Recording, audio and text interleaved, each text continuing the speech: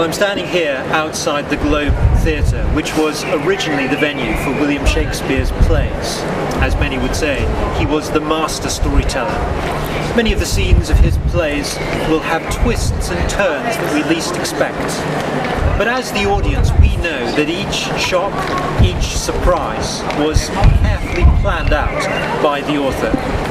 In a similar way, many of the events of our lives can come as a great surprise to us, things that we least expect. But this little book of Ruth reveals a God who is intimately involved in the world that he has made. Sometimes this comes at quite a disturbing level.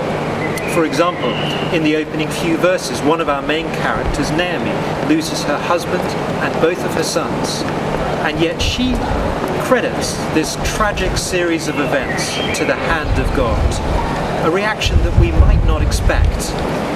One preacher I know called this series on Ruth 3 funerals and a wedding, and that does sum up the content of some of this book very well. This is a story of death moving to life, of tragedy moving to hope.